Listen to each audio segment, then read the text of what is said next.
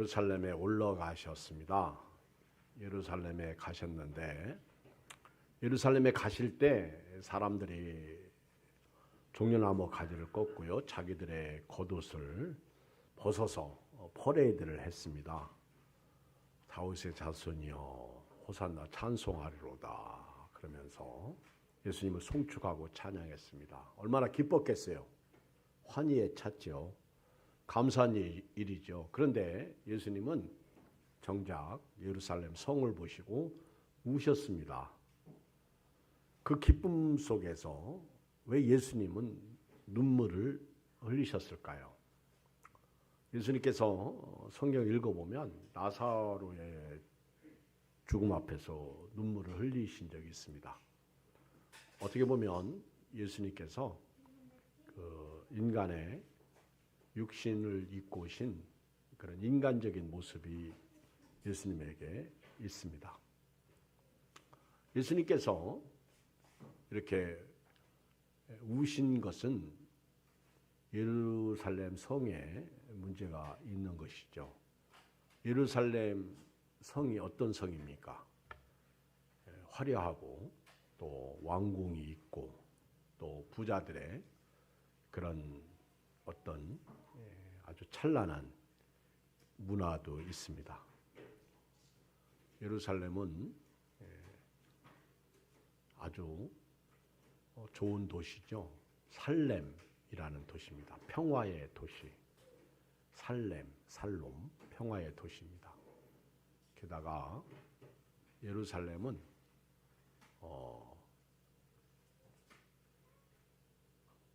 하나님의 성전이 있는 곳입니다. 하나님의 성전이 있는 곳입니다. 하나님의 임재가 있는 곳. 굉장한 도시죠.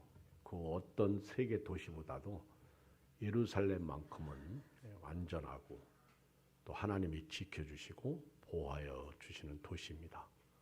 그런데 이런 예수님이 이런 도시를 보고 우셨어요. 눈물을 흘리셨습니다. 아마 지금 오늘 우리 한국 교회를 보시고 예수님은 울으실까요? 웃으실까요? 우리 예양교회를 보고 예수님은 울으실까요? 웃으실까요?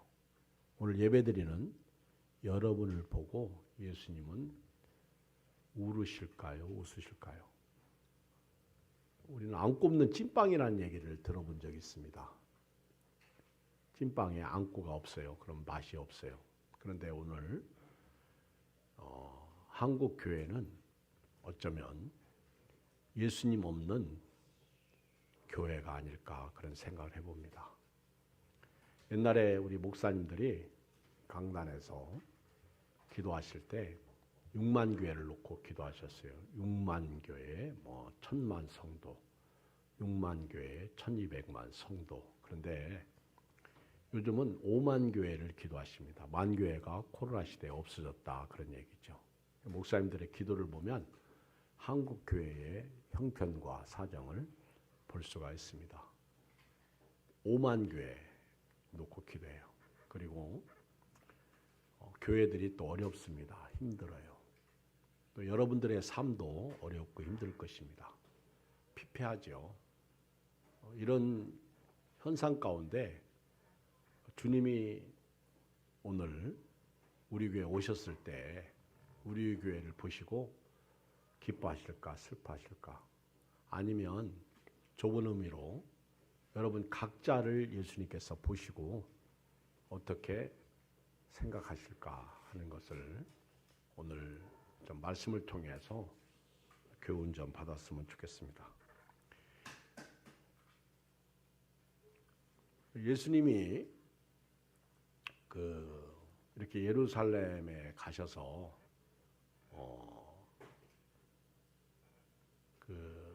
제일 먼저 하신 그 행동을 보시면 지금 예루살렘이 어떤 곳이다.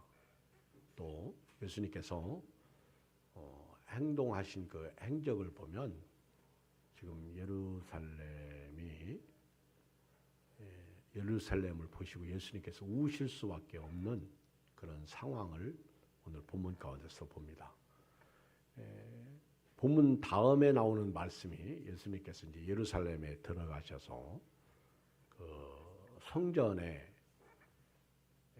가십니다. 성전에 가셔서 제일 먼저 하신 일이 성전에서 화를 내셨어요. 성전에서 화를 내셨어요. 성전에 장사치를 내쫓고요. 그리고 매매하는 사람들을 내쫓고요. 또 짐승들을 다 내쫓고 의자를 뒤엎으시고 내 집은 기도하는 집이다. 그런데 너희가 강도의 소굴을 만든다. 이렇게 말씀하고 이러면 씁쓸하죠. 그죠? 저도 씁쓸하고 여러분도 씁쓸하고 우리가 이런 것을 가지고 뭐라고 그러는지 아세요? 살았다는 이름은 가졌으나 죽었다. 이런 표현을 쓸 수 있어요.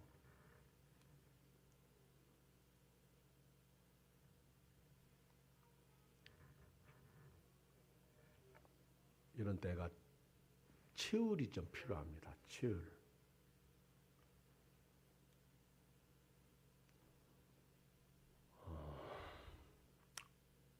예수님이 이제 예루살렘에 올라가셔서 성전에서 하신 일을 보면 우실 수밖에 없는 상황이죠.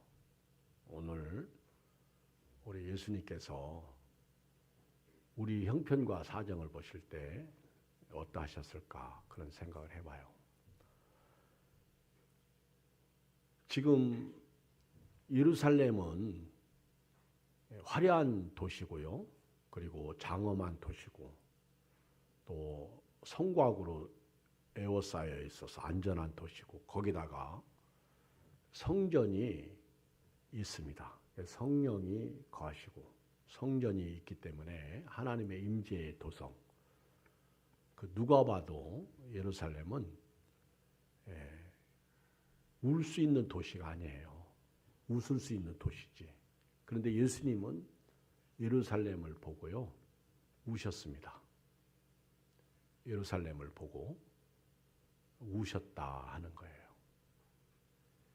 왜냐하면 예루살렘은 예수님께서 성전에 올라가셔서 그 성전의 모든 오염된 것을 다 내쫓을 정도로 성전부터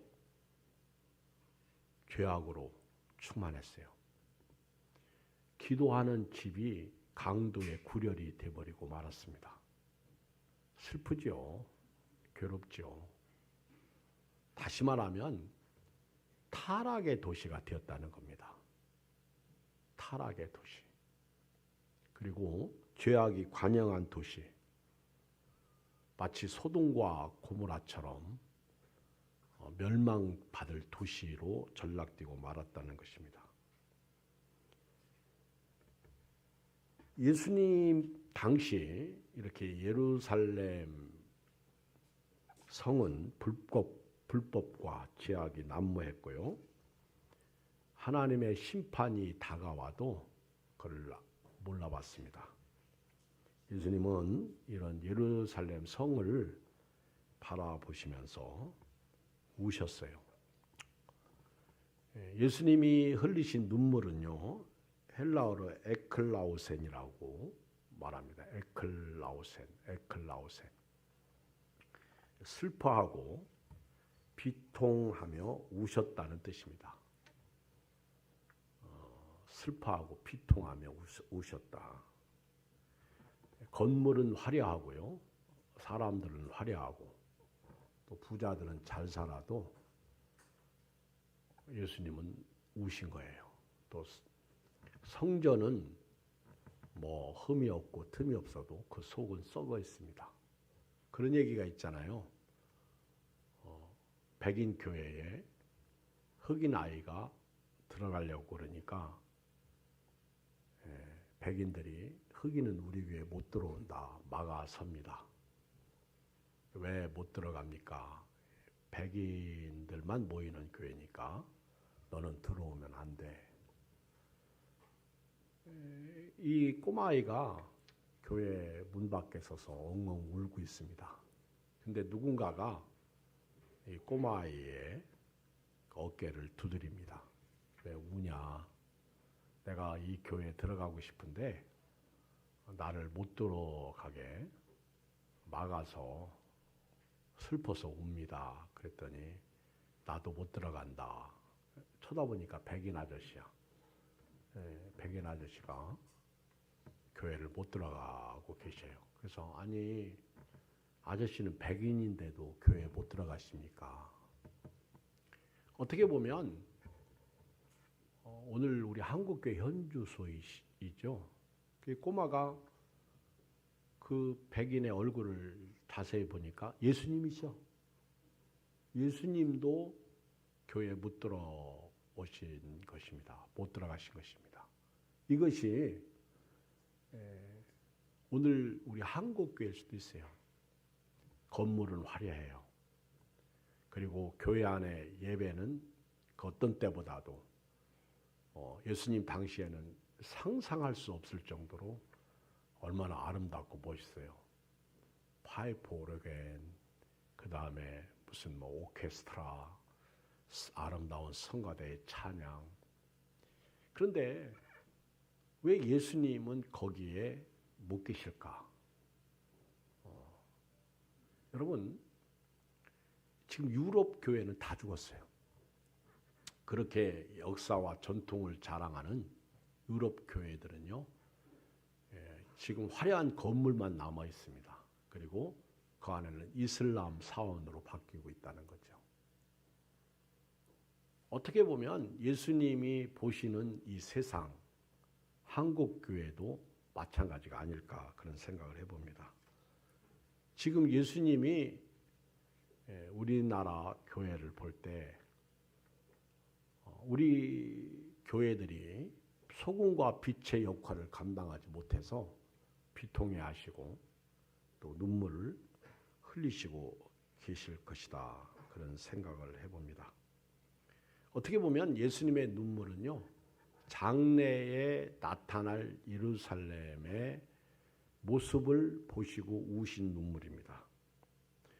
오늘 내가 이 자리에 앉아서 예배드리지만은 오늘 내 신앙이 오늘 내가 볼 때는 어떨지 모르겠어요. 그런데 주님이 나를 보실 때 미래의 나를 보신다면 내가 예수님을 팔 수도 있고 끝까지 잘 섬길 수도 있을 것이다.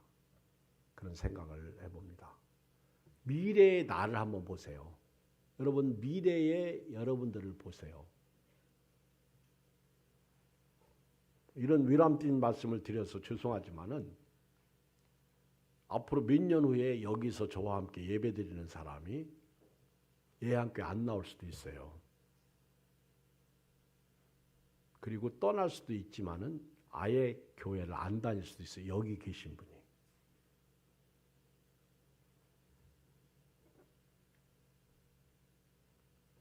나와 함께 그릇에 손을 넣는 자가 나를 팔 것이다. 예수님은 가룟 유다를 가리켜서 말씀하셨어요. 그러니까 예수님은 미리 예언적인 말씀을 하신 거예요. 예루살렘 성을 보시고 우셨다 하는 것은요, 미래의 예루살렘이 어떤 도시가 될 것이다 하는 것을 아셨기 때문에 오늘 저나 여러분들이 정신 바짝 차리고 신앙생활 해야 될 줄 믿습니다. 6만 교회에서 5만 교회로 교회가 줄었다. 그리고 우리 지난번에 갑자기 우리 교회 오셔서 설교하신 김웅 목사님, 흔연한 내시 이런 제목으로 말씀을 증가하셨는데요.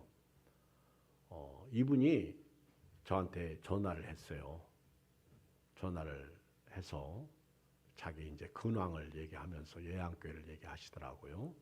근데 자기 아버지가 이제 암에 걸렸는데 아버님 혼자 계시니까 미국에서 목회하다가 또 자식도 자기 하나밖에 없고 그러니까 사모님하고 나온 거예요.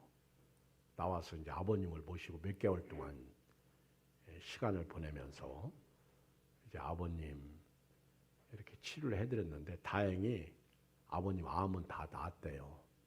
할렐루야. 너무 감사하죠. 그리고 자기가 미국에서 이제 한국으로 나와서 이제 남은 여생을 살아야 되겠다 그렇게 생각하고 2월 달에 이제 한국에 나오려고 정리를 하고 있다고 합니다. 미국에서는 목사님 가시지 말라고 붙잡는데 나와야 되겠습니다. 그러면서 자기가 이제 나와 있는 동안에 이 교회 저 교회 다니는 거예요. 그리고 새벽 예배 드리기 위해서 다른 교회도 가보고. 근데 저한테 전화해서 하는 말씀이 한국 교회 왜 이래요? 라고 그러는 거예요. 그 왜요? 그랬더니 저는 이제 저희 교회밖에 모르잖아요. 근데 이분이 다른 교회를 이렇게 다녀보니까 깜깜해. 어두워. 불을 안 켜놨다는 게 아닙니다. 우리 부부가 가면 신천지로들 다들 보는 것 같아요. 그리고 이상하게 봐요. 아무도 반겨주고 인사하는 사람이 없어요. 진짜 어두워요. 옛날에는 안 그랬는데 지금 저희들이 이렇게 부부가 다른 교회를 가보니까 한국 교회가 깜깜하대. 교파를 초월해서요. 뭐 침례교회도 가보고 장로교회도 가보고 감리교회도 가보고 얼마나 그렇죠? 이제 이왕 나와서 몇 개월 동안 있는 동안 이 교회 저 교회 다녀보니까 깜깜하대. 서로 견제하고요. 서로 뭔가 모르게 벽이 있고 그러면서요. 자기가 예양교회에 와서 갑자기 설교를 했는데 자기는 자기 생애에서 놀라운 은혜를 경험했다는 거죠. 자기도 이런 일은 처음이라는 거예요. 갑자기 목사님 설교시켰고 또 자기도 또 설교를 했고 근데 예양교회 왔는데 그 따뜻한 사랑 너무 고맙고 감사하다 그런 말씀을 해요. 그러면서 우리 이제 수요일 저녁 금요일 저녁에 자기가 예양교회에 이렇게 온라인 예배를 드리러 들어와 보면 몇 사람이 없대요. 근데 거기에 한 사람이 납니다 그러더라고. 제가 예양교회 목사님 설교 예배를 꼭 드리고 있습니다. 그분이 저한테 한 얘기예요. 그리고 이제 이분 부부는 핸드폰이 이제 하나밖에 없어요. 한국에 나왔으니까 폰이. 그래서 이제 하나 가지고 둘이 쓰는데 둘이 같이 예배드리고 저한테 이렇게 전화하면서 사모님이 이제 옆에 계시더라고. 이런 시대에 주님이 나를 보실 때, 오늘 제목은 세상을 바라보시는 예수님의 시선 이렇게 정했지만은 오늘 예수님이 나를 보실 때 내 영적 상태를 좀 한번 봤으면 좋겠어요. 그리고 내 영적 상태가 주님이 울으실지 웃으실지 슬퍼하실지 기뻐하실지 여러분 조금 전에 말씀드렸듯이 예수님이 나를 보실 때 미래에 내가 가룟 유다도 될 수 있다는 거죠. 미래에 내가 베드로도 될 수 있다는 거죠. 그게 오늘이 다가 아니라는 거예요.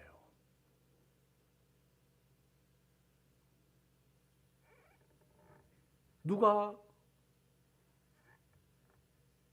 헬로윈 데이 그 축제를 즐기기 위해서 거기 갔지 죽으러 갔겠어요? 저나 여러분들은요 어제보다 오늘 하루가 단축된 거 아셔야 됩니다. 내일 일은 모르기 때문에 오늘 당당하게 사는 거지 연세 드셨다고 멀리 먼저 가는 것도 아니고 젊다고 늦게 가는 것도 아니잖아요. 젊은이들이 거기 놀러 가는 게 잘못된 건 아니잖아요. 그런데 문제는 헬로윈과 그 다음에 천주교 만성절 절 이것이 이렇게 합작해서 상술화된 그런 헬로윈 데이거든요. 근데 이 헬로윈데이는 깊이 들어가 보면 완전 마귀 역사예요. 이거는 하나님의 영이 거하는 곳이 아니라 이런 그 귀신 문화의 상술이 플러스 알파된 거예요. 그 니꼬로 즐김이에요. 근데 이걸 모르잖아요, 우리가.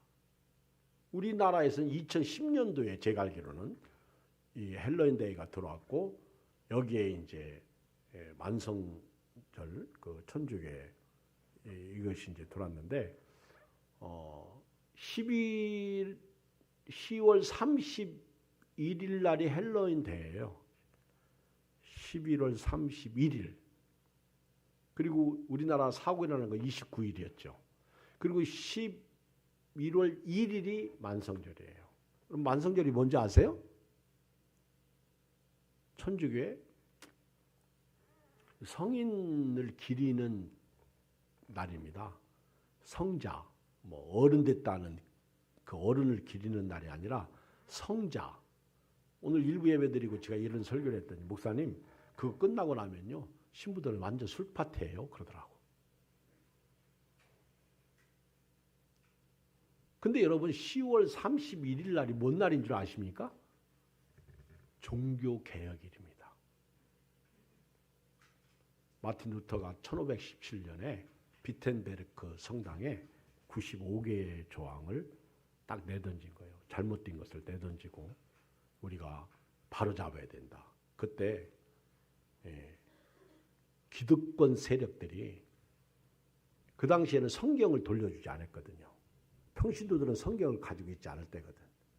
그러니까 신부인 루터가 성경을 보면서 카톨릭이 잘못된 제도화된 것 이것을 딱 지적해서 고치라고 회개하자고 비텐베르크 성당에 붙인 거예요. 95개 조항을. 그랬더니 저놈 잡아라. 이것이 이제 개혁의 시작이 된 거죠. 근데 이상하게도 10월 30일 헬로윈데이하고 맞물리게 된 거죠. 근데 우리는 종교 개혁일은 까맣게 잊어먹고 있다는 거죠. 우리들의 문화가 그렇다는 거예요. 또 뭐 즐길 문화가 없으니까 또 이태원이라는 도시가 어떤 도시입니까? 우리 코로나가 한참 만연할 때 그 바 같은 데서 거기 막 얼마나 그렇죠. 남녀 그다음 남자와 남자 아무도 몰라요. 그 암흑 세계를 아무도 모르는 거예요. 저희 막내 고모가 80이 넘으셨는데 지난주 중에 저한테 전화를 했더라고. 이 목사님 교회 별일 없습니까? 그래서 아유 고모님이 웬일이세요? 갑자기 전화도 다 하시고 깜짝 놀랐네. 그랬더니 교회 안부 좀 묻는다는 그게 뭐예요? 난 몰랐어 그때만 해도. 그랬더니 예양교회 청년들은 거기 간 사람 없으니까 그 얘기야.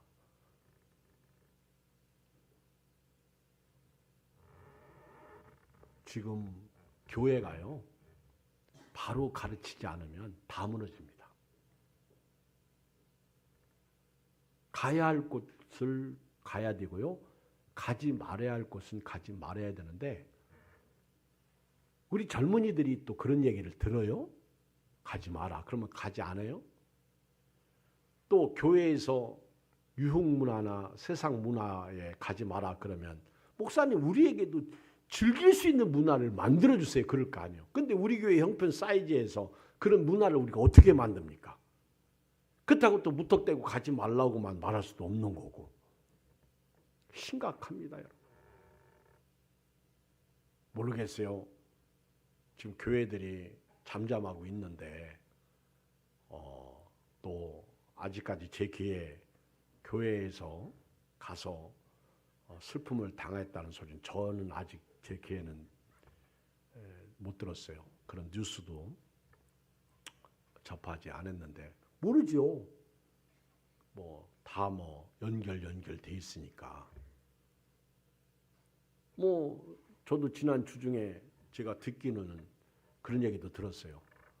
우리 교회 집사님 아무개 딸이 거기 갔다가 사람이 너무 많아가지고 집으로 다시 다른 곳으로 갔다 집으로 갔다 그런 얘기를 들었어요. 가슴이 쓰러내더라고. 할렐루야. 그렇죠?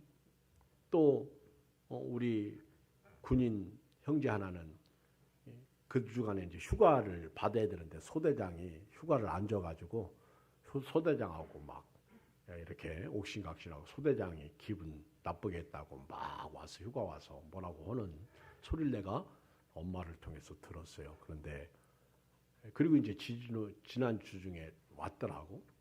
근데 그 아들 얘기가 만약에 그때 소대장이 자기 휴가 줬으면 자기도 거기 갔다고 그런 얘기를 하더라고.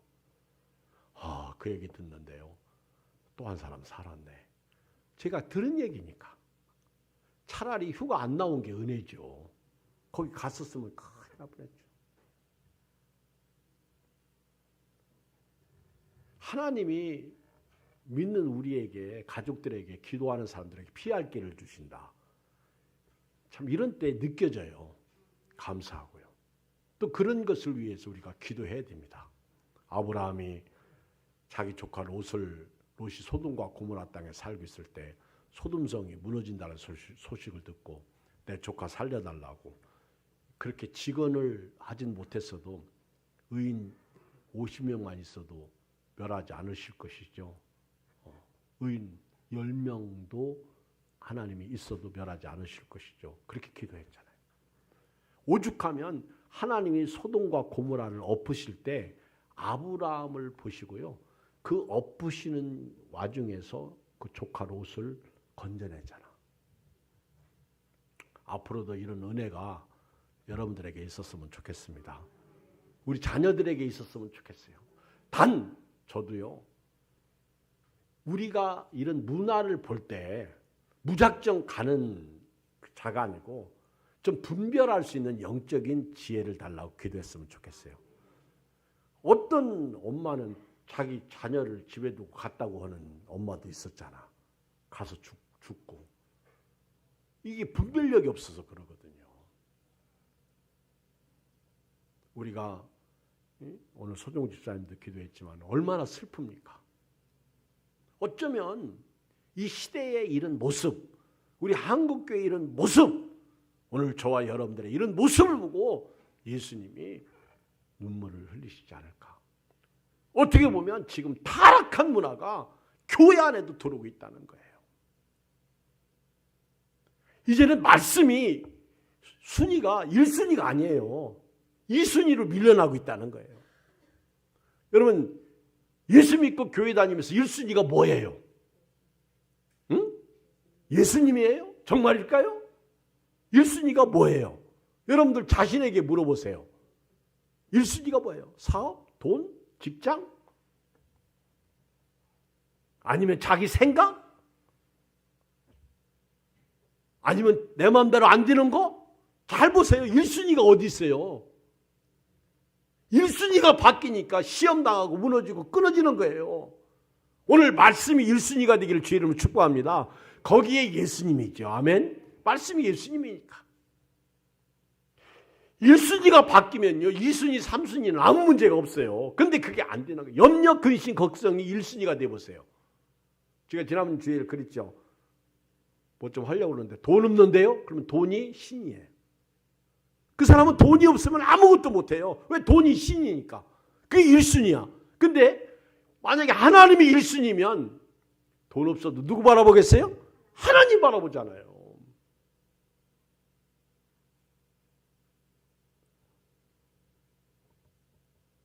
하나님이 이 땅에 오셨어요. 아들로 육신을 입고 이 땅에 오셨어요. 죽으러 오신 거예요. 저와 여러분들을 천국에 들여보내려고 오신 거예요. 여기는요 영원하죠. 여러분 제가 설교할 때 어디 사업장에 또 가서 신방할 때 제가 꼭 빠지지 않고 하는 말씀이 두 가지인데, 하나는 너희 사람이 마음으로 자기 길을 계획할지라도 그 걸음을 인도하는 분 하나님이시다 이 말씀하고요. 너희는 먼저 그의 나라와 그의 의를 구하라. 그러면 이 모든 것을 너희에게 더하시라. 이 말씀을 제가 전합니다. 맞아요? 틀려요? 근데 여러분 너희는 먼저 그의 나라와 그의 의를 구하라. 그러면 어떻게 보면 육신적인 삶을 무시하는 거예요? 아니에요. 예수님도 우리가 이 땅에 살아가는다 잘 되고 잘 먹고 훌륭하게 살기를 원하시고요. 성공하기를 원하십니다. 그러나 1순위는 항상 하나님께 두라는 거예요. 우리에게 가르쳐주고 싶은 거죠. 내일 일은 난 몰라요. 하루하루 살아요. 맞잖아요. 그렇죠? 오늘 집을 나서기 전에 기도했나요? 기도해야 됩니다. 지금 세상은 어디도 안전한 곳이 없잖아요. 죽은 아이들이 무슨 잘못이 있습니까? 단지 한번 가보고 싶고 즐기고 싶고. 제가 알고 있는 어떤 목사님은요, 가끔 시내에 뭐 모임 있으면 가더라고, 목사님이. 그래서 나는 생전 가보지도 않은데, 그래서 내가 대단하다. 그랬더니 그냥 한번 구경 가고 싶다고 쓱 다녀와. 물론 주일, 토요일은 아니에요. 쓱 다녀. 근데 거기 사람들이 많이 모이는 곳이에요. 뭘 어떻게 하는지. 어떻게 보면 그런 데서 설교의 인사이트를 찾을 수도 있겠죠. 여러분, 주님과 동행하시길 주의 이름으로 축복합니다. 저는 오늘 예수님께서 예루살렘에 올라가셨을 때 성에 가까이 가셔서 그 울으신 내용이 오늘 본문에 3가지 나오더라고요. 제가 찾아보니까 그 첫째가 왜 울으셨느냐. 자, 42절 읽겠어요. 시작. 42절 시작. 이르시되 너도 오늘 평화에 관한 일을 알았더라면 좋을 뻔하였거니와 지금 네 눈에 숨겨졌다. 지금 예루살렘을 향해서 울으신 예수님의 눈물 첫째가 뭐예요? 평화. 예루살렘이 지금 뭘 몰랐다는 거예요? 평화를 몰랐다는 거예요. 평화를 몰랐다는 얘기는요, 예수님을 몰랐다는 거예요. 이들이 예수님이 누군 줄 알았더라면 십자가에 못 박아 죽이지도 안 했을 것이고, 예수님이 십자가에 죽는 이유만 알았더라도요, 이들은 그렇게 하지 않았어요. 평화가 뭐예요? 살롬이에요. 예루살렘, 살롬. 평화. 우리 예수님을 피스메이커라고 하잖아요. 피스메이커. 평화를 만드신 분. 피스메이커. 어디서 예수님이 평화를 만들었어요? 십자가. 십자가에서 예수님이 화목제물이 되셨잖아요. 하나님과 우리를 화목시키기 위해서. 그래서 예수님이 하나님 손과 우리 손을 잡고 십자가를 통해서 다리를 놓으셔서 이어주신 거예요. 이게 화목이에요. 이게 화평이에요. 그래서 예수님은 평화의 왕으로 이 땅에 오신 겁니다. 평화의 왕. 근데 이걸 예루살렘에 부른 거예요.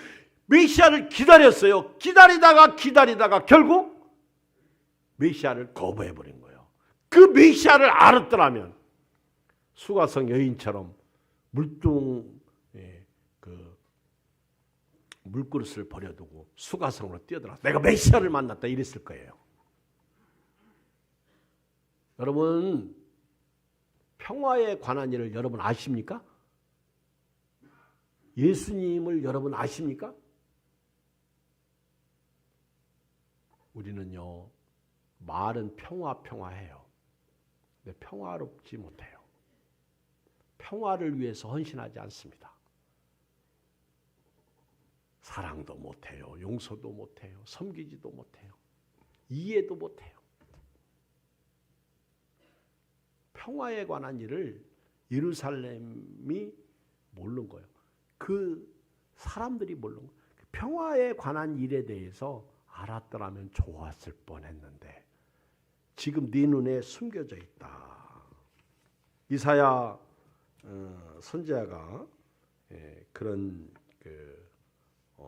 예언을 과거에 했어요.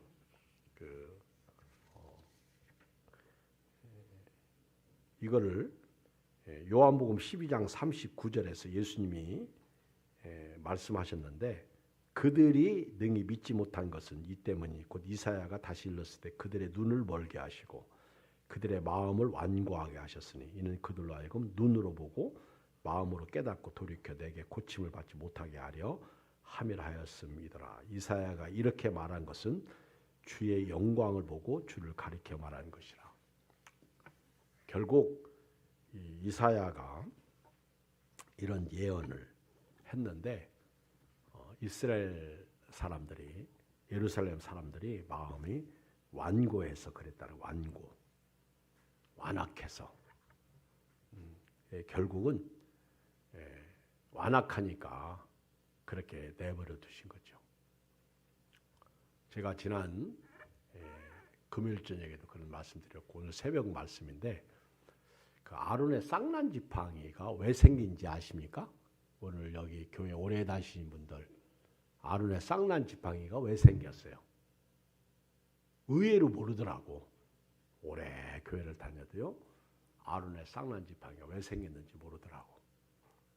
근데 그 고라 자손이 다단과 온 뭐 이런 사람들하고 반역 당을 졌어요. 그 당을 진 목적 중에 하나가 제사장 가르치기예요. 아론만 왜 제사장이냐? 우리도 제사장 할 수 있지 않냐? 그리고 늙은 모세 지도자 이제 광야 40년 생활하면서 지긋지긋하다 갈아치우자. 당을 짓는데 250명이 거기 빠져들어간 거예요. 그래가지고 하나님 앞에 심판받아가지고 땅이 갈라져서 삼켜버렸어요. 250명. 그때 이제 의인과 악인을 구별하시기 위해서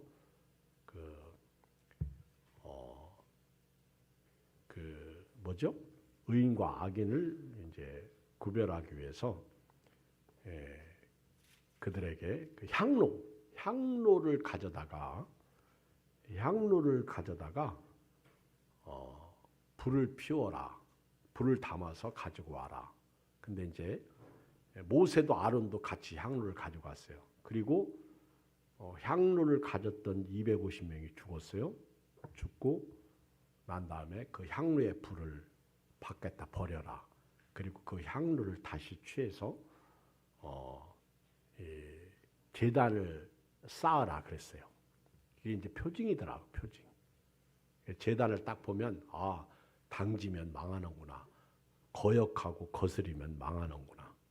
이게 이제 표징이 되게 하신 거예요. 표징. 그리고 이제 그 다음에 이런 심판이 있고 나면 회개해야 정신 차려야 되는데 모세와 아론을 또 원망합니다. 너희들 때문에 애매하게 250명이 죽었다.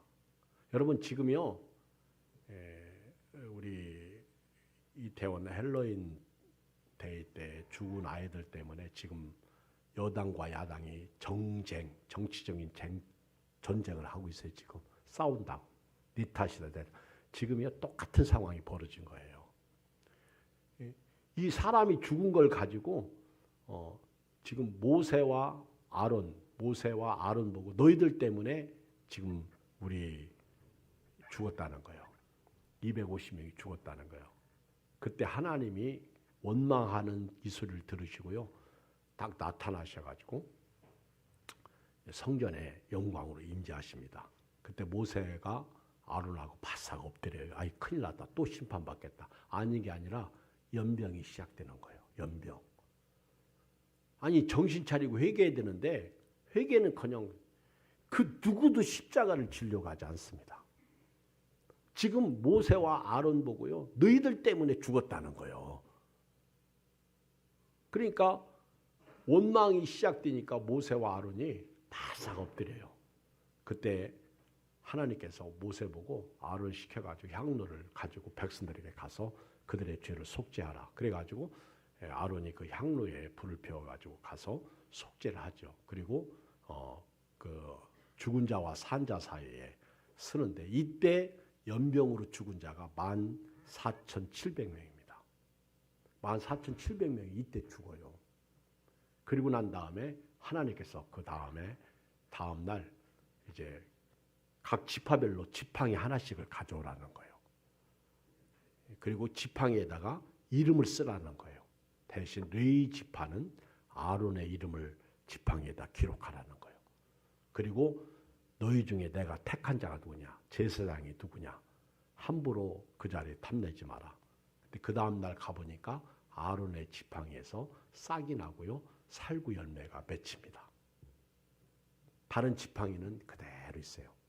그리고 하나님이 표징으로 그 지팡이를 아론의 지팡이를 어디다 두느냐면요, 법궤 안에 두도록 합니다.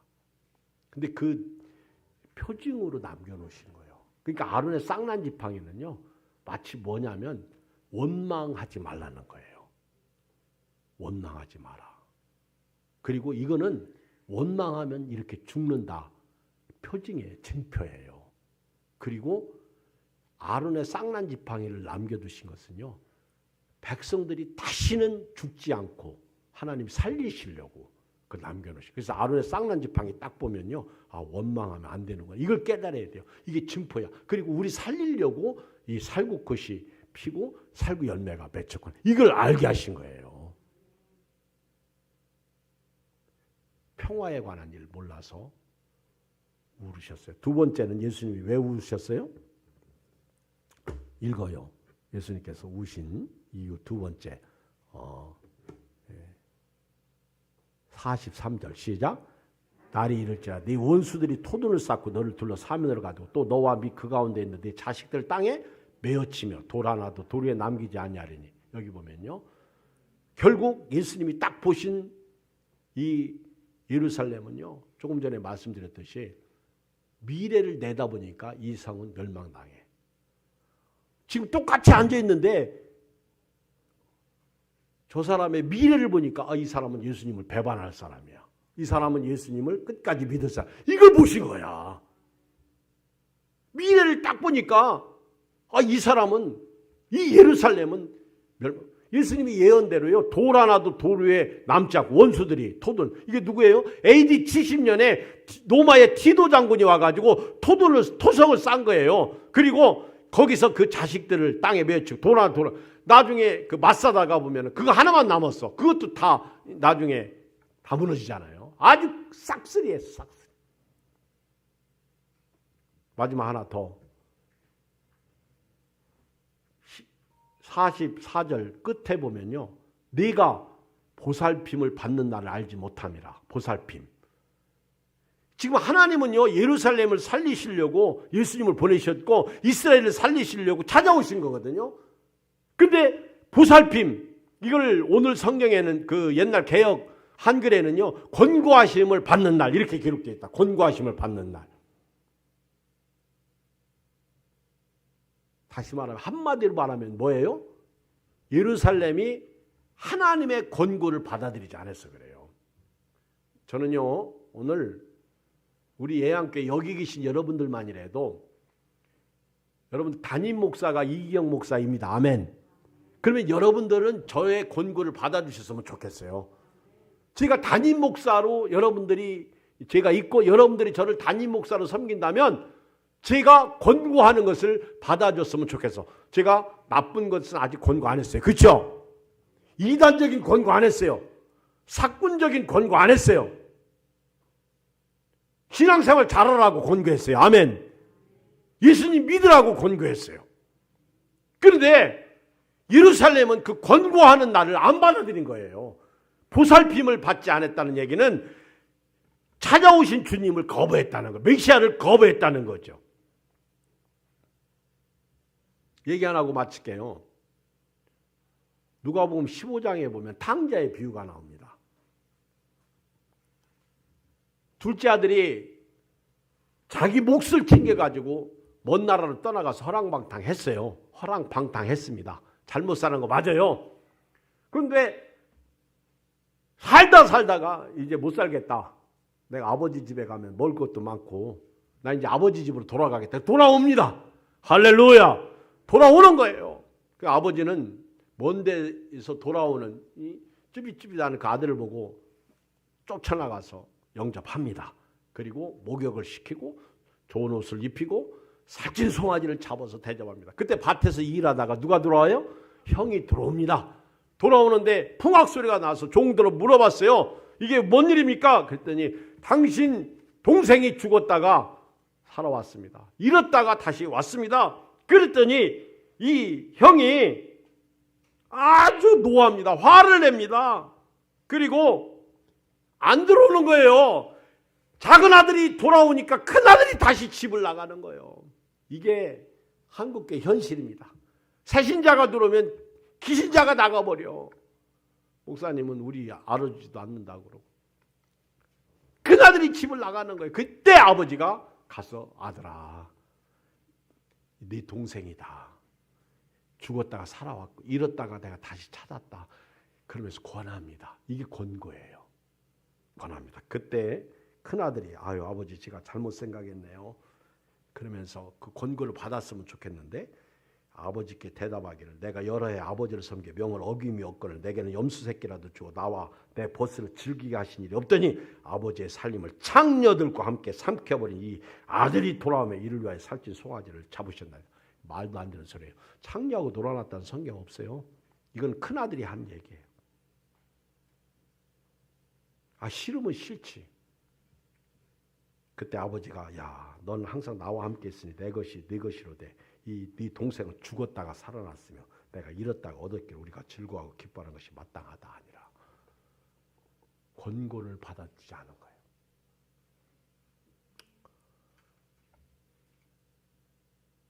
이 큰아들이 바로 이스라엘입니다. 그리고 저와 여러분들은 권고를 받아서요. 이방인인 우리가 구원받은 하나님의 백성이 되었습니다. 결론입니다. 이제 하나님의 권고, 주님이 찾아오실 때 주님 찾아오셨네 모시어 드리세 그 권고를 받으시고 우리 천국 가는 그날까지 주님이 나를 보실 때 예수님 팔지 않고 끝까지 믿음 지키시기를 주의 이름으로 축복합니다. 하나님 아버지 고맙습니다. 감사합니다. 오늘 귀한